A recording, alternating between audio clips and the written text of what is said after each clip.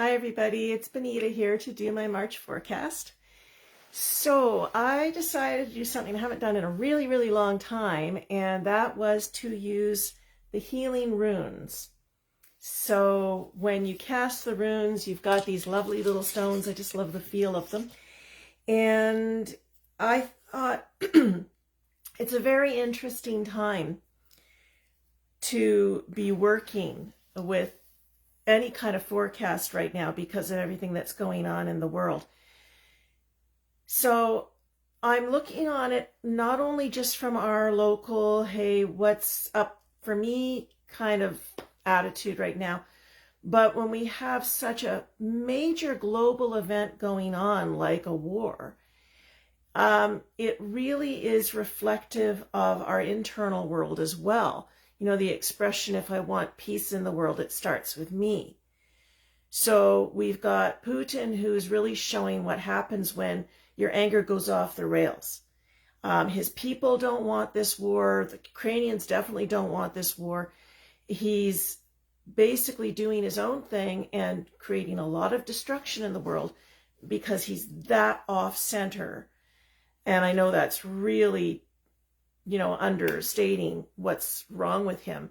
But if we look at ourselves, like, where am I off center? Where do I sometimes create my own karma in my world? The runes that I pulled for today are really apt for that. So you can think of these like body, mind, soul, or like 3 aspects you need to look at. But I found the ones that I pulled today really significant for what's going on in the world right now. And the first one I pulled was anger. And that rune is all about looking at where your own anger has thrown you off course. Where in your life has your anger taken you off of your center? And we all have those moments. We all have those times where, we want to be spiritual people, we want to be on track, and then something happens and we're triggered and we say something or we do something and we go, oh, wow, I really got thrown off my center that time. So look at your anger in your life, not just your anger in, say, the current moment, if something's triggering you, but old anger. So think about that at times, for example, when something happens and your reaction to it is much bigger than intellectually you know that situation really calls for. That's often anger from very early in your life that's piggybacking on the current situation. It's been held down for a long time. You're angry, and just like a pressure cooker, that energy shoots up because it's been contained for so long, it's going to look for any opening it can find to come out. So don't beat yourself up if that happens, if you have a big reaction. Get curious instead. Why am I having such a powerful reaction to a fairly innocuous situation? What's going on inside of me that's being triggered? If we really want peace, we have to look at where we aren't at peace. And we create our reality. So if we're walking around with this anger boiling inside of us, it's going to find a way out. We have to turn and face our own feelings. We have to look at them and work with them, because we can do what we can to support unrest in other parts of the world. For example, one really easy way to help, in our own little way with the people in the Ukraine is book an Airbnb and send them a little note saying, I'm not coming to visit, but I wanted you to know that we folks in Canada or wherever we are in the world, we care. And, we're getting some money out their way. So there's so many ways. The government, up to $10 million, is going to match donations through the Red Cross. We have ways to reach out and do what we can. Some truly courageous people are going over to be medics or to fight. They're doing whatever they can as volunteers. And so we can look on it as this war is terrible, and it definitely is. We can also look at the the beauty of the people who are coming to help, the fact that all over the world, countries are ignited by this and going, we don't want war. We're going to do everything we can to stop this. Which brings me to the second rune, innocence.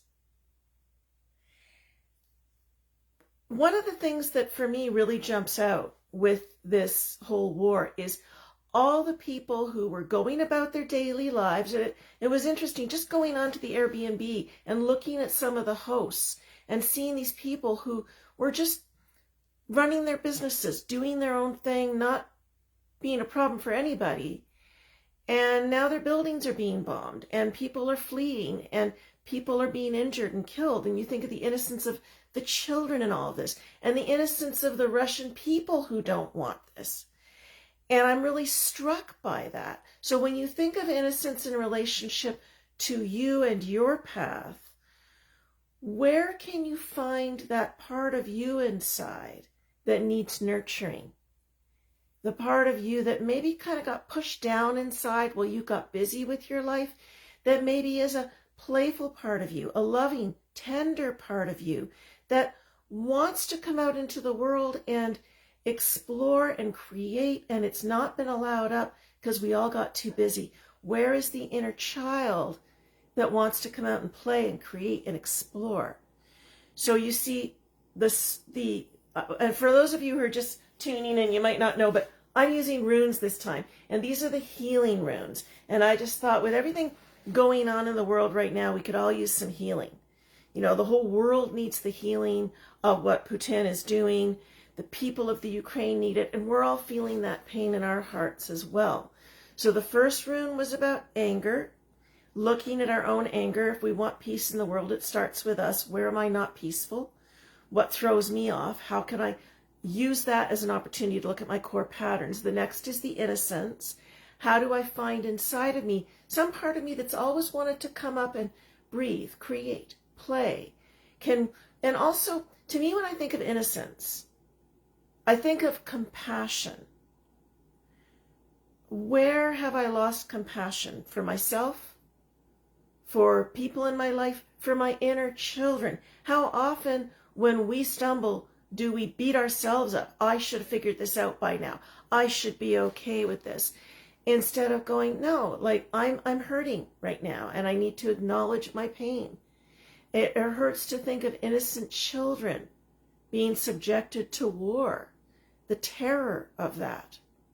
Do you also have compassion for your inner children that maybe you've been hard on, right? So the ways we beat ourselves up, we deny the soft, innocent part of ourselves some compassion. The compassion that's engendered in us now for the people in the world that are suffering. Can we find that compassion for our fellow man? You know, I remember that song from the movie Hair. You know, you can have all this compassion for people in the world, but how about a friend? How about the people right in front of you? Wouldn't it be amazing if we rediscovered our innocence by going about our world thinking, how can I notice the people around me and have compassion for them? How can I look at how I can walk a little more gently in the world with less judgment, with less harshness? That means we have to face our anger. You can't push that down inside and get more innocence. You got to let that stuff up and really look at it, process it. When you've worked through the stuff you've been hanging on to all your life, it makes space for the innocent, playful, loving parts to come up. And he says, man, it's never a fluke when I stumbled upon your lives. Ah, thank you. I'm always hoping that it's helpful for people and it's resonant. When I work with the cards or the runes or whatever I'm working with, I always kind of check in and say, what is most needed for me to hear on my path and the path of my audience? Like the folks that happen upon my lives are the ones who are meant to see it. And I look on it as we must all be each other's reflections that you're showing up and you're listening. So the last rune is denial. So we've had anger, innocence, and now denial. And the denial is about taking stock. What have I not been willing to look at about myself, about my life, when you think about it, this situation, this war that's going on, is really, if we choose to work with it, popping us out of our denial. Because I think it's important for us to think about this and think, here were these people in the Ukraine going about their everyday business, loving their families, going to work. And in fact, a lot of people stayed because they really didn't think there was going to be a war. They really didn't think it was going to happen.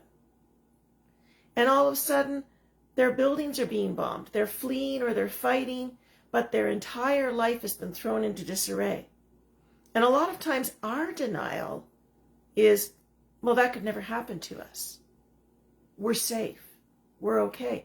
But COVID has taught us, by pulling the rug out from under us, that the whole world is affected by what happens in the whole world. Can we step out of our denial and have the compassion for the people who are suffering in the world, who've had their livelihoods, their homes, their safety taken away from them? And can we recognize that our lives, there are no guarantees. We don't know what could happen. So how much are we living in this moment? How real are we being? Are we being really present? Are we facing our inner demons? Are we looking at, oh, this triggered me. Why did it trigger me? What is this about? What do I need to work with? Instead of pushing it back down inside and buying more stuff or doing more work, anything to avoid our feelings? Can we find compassion for the innocence in us? Can we find compassion for the innocence in the world that's being terrorized right now? And compassion for the people in Russia who don't agree with their leader, who don't want this either. I don't know that there's ever been a war that the people wanted. It's always whoever's in charge that's thinking about themselves, maybe their inner circle. They're not thinking about their people. We want peace in the world. It starts with us. Where am I not peaceful? What do I need to work on in myself that causes me to react in ways that can cause karma between me and other people? We all have it. We all have our anger. We all have our fear. Can we look at that? Can we work with that? Can we come out of our denial and take stock of our lives and say, okay, I'm finally ready to work on my stuff? And if you don't know, right? If you don't know why you react the way you do in certain situations, wow, this person said just this little thing and I got really angry and I don't know why. If you don't have the tools for tapping into that part of yourself that's in that rage or pain, come see me. That's my specialty. I can help you tap into the core patterns that have set you off kilter, help you actually interact with those parts of yourself to find out what they need, to find out what they've been trying to tell you maybe for decades that you haven't been able to hear because you haven't had the tools, and start to welcome those parts back into the fold. If you think about it this way, okay, imagine that you're sitting around a fire and there's all these people in the shadows. They're not close to the fire. You can kind of see them in the shadows, but you don't know them. You don't know what wisdom they have. You don't know anything about them. But you start to invite them one by one to sit at the fire with you, to tell you who they are, to tell you what they need, to tell you what insights they have to share that are valuable to you. That's what this work is like, starting to invite the various parts of you suppressed your whole life just to fit into whatever paradigm you were born into, starting to welcome those parts back to sit around the fire and befriend them. And that means befriending the parts that are angry, the parts that are scared, the parts that are sad, the parts that are playful, lustful, loving, whoever is showing up. They're all necessary and valuable to your journey. So as you can see, this month's forecast is very introspective. Where am I angry? Where have I lost my innocence that I need to reclaim that and bring that back up again? Love that part, let that compassion up. And where have I been in denial about the work I need to do on myself? Where have I pushed things down inside? You know, if anything, a war like this should pop us right out of denial. We can't sit here and say, I'm not going to be affected by this. We should know by now. COVID should have taught us by now that everything that goes on in the world affects everybody else. We are all in this world together. We are a global community, and there's nothing that happens in this world that isn't going to ripple out to the rest of the world in some way, somehow. So we can do what we can, you know, and if you were on earlier, you would have heard me say, I booked an Airbnb in I think it was Kiev. No, in Odessa. I booked an Airbnb and I sent a note and I said, you know, I won't be coming to stay. Just wanted you to know. It's just a little gesture on my part to say we Canadians really, really care about what's going on there. We wish you peace. And if everybody did that, and I know thousands of people have, it's a gesture, but it gets money to them. It lets them know that there are people in the world who care about them. There's all these things we can do, but don't forget to do the internal work as well. So bear that in mind, right? If you want change in the world, it starts within us. And if you're struggling with that, I'm here to help. I'm also starting up again in May, my 3-month online program, where I help you go from your conditioned thinking to accessing your original consciousness, who you were before you even came into this world, before you ever got told who to be or what was expected of you, so you can end up finding out who you really are and walk your real path. We are really in an age of a rising consciousness. And this war, the way the whole world is responding, people are trying to get there to help. People are sending money and good wishes. We have never had a time in our history where as a world we could communicate with each other so well. We could send resources so easily. We could be so affected. Without COVID, none of us would have looked at this war this way and said, wow, we're all together and we're affected by this and we need to help. That's the fundamental shift happening in human consciousness today. The ultimate is to know that we are all part of one unified field of energy. And Michelle says, can you repeat what you just said about the Airbnb? For sure. If you go to Airbnb, you can book an Airbnb in the Ukraine. And, you know, when you book, you're able to leave a message for the host and you can tell them, you know, I'm not coming to stay, but I wanted to send you a booking and let you know how much we care. So these are some of the things that you can do.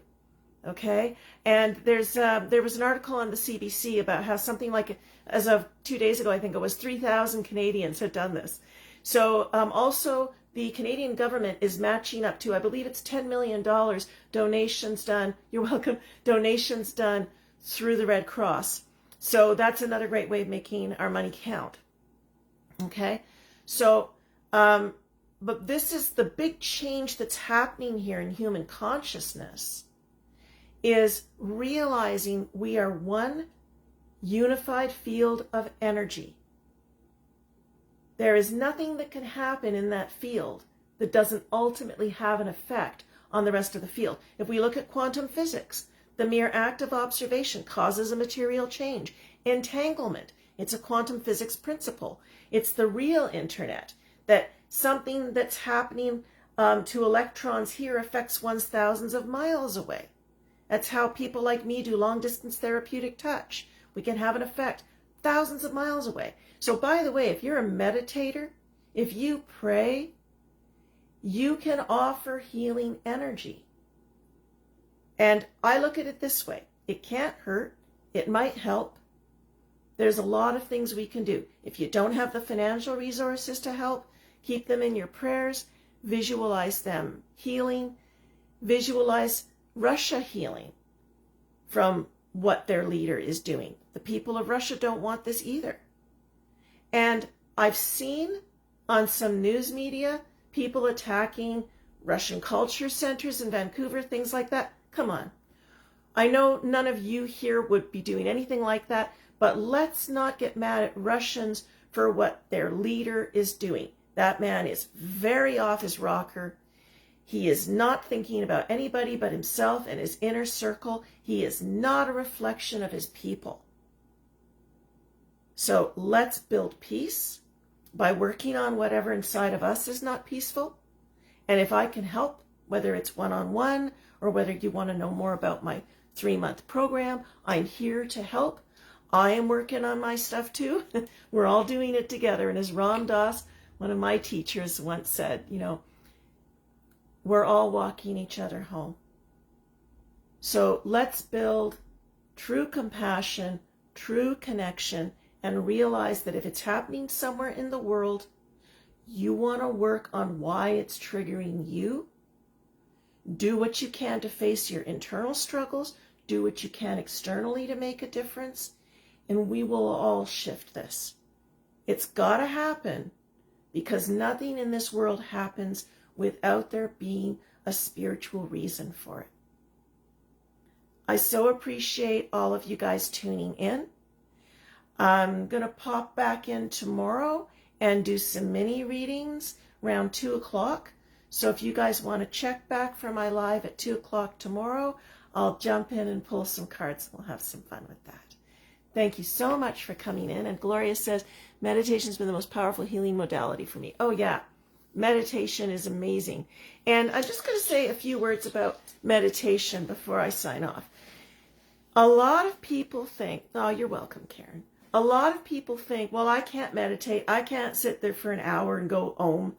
I actually teach a course called 60-Second Samadhi, a crash course in meditation. And I teach a whole bunch of different techniques. So you're welcome, Andy. Thank you for being here. Think of your mind, your monkey mind especially, right? Like the ripples on the top of the ocean, blown by every little breeze. The monkey mind is constantly in motion. And where a lot of people struggle with meditation is they try to control the monkey mind. Well, good luck with that. Mine likes to play radio tunes while I meditate. It's not your only mind. It's just your ego consciousness. Your higher consciousness has so much more going on than that little tiny monkey mind. So what you want to do is envision that it's like dropping to the bottom of the ocean where everything is still. There's still the ripples happening. You're just not paying attention to them. Don't fight with the monkey mind. Don't struggle with the ego. Let it do its thing while you do yours. So what you want to do, let's pick a really easy way to meditate, okay? Focus on the sensation of air moving in and out of your nostrils. Cool going in, warm going out. Now, if you're not meditating a lot, you're going to find your mind is going to wander. And that's okay. Okay? So what you're going to do, it's like walking through a forest for the first time. You get lost. There's no pathway. But if you keep walking through that forest, you wear down a path. It gets easier to get to your destination. So you're starting to focus on the sensation of air moving in and out of your nostrils. And then your mind goes elsewhere. Gently bring it back. Just gently bring it back. And when your mind starts to wander, don't worry about that. Just, oh yeah, back to the breath, back to the sensation. Don't beat yourself up if your mind wanders. That's you attaching to what the ego is doing. You're just, yeah, okay, that's fine. Gently coming back to this. So that eventually you'll be aware that there's a train of thought. You just won't be attached to what it's doing. We get in trouble in our society because we think and we don't feel. Right? We've been taught to see, hear, and deduce and forget about the feelings. And yet your seat of your intuition that can get you aligned with your path is your emotional intelligence. So the whole idea here, and the reason I'm talking about focusing on this sensation, it gets you out of your head. It gets you feeling. And once you've gotten really good at that, start to scan head to toe. What am I feeling in my body? And if there's a particular area jumping out, breathe as though you're breathing in and out of that area. Sit very still so the energy can build. And just notice what you feel there. At first it might be a little bit of tension or maybe some warmth. Who knows? Just allow, beginner's mind, allow whatever feeling is there to kind of get your attention. It's actually parts of your subconscious trying to reach you through the body. And if you sit still long enough and you breathe in and out of that area, you're probably going to feel an emotion. And don't judge it if you find you're feeling anger, fear, grief, laughter. Just feel it. Because what you're learning to do is be okay with having all your feelings. Feelings aren't good or bad. Emotions are energy in motion. So allow them. Allow your feelings. And if your mind gets into a story about them, just come back to the breath, back to the sensation, back to the emotion. Just gently bringing yourself back. So that is a really gentle way to get into meditation. And I can add a lot more to that, but that'll get you started. All right, folks, thank you so much for tuning in and seeing today's forecast for March. I will pop back in tomorrow at 2 and pull some cards. I look forward to seeing you then. Bye for now.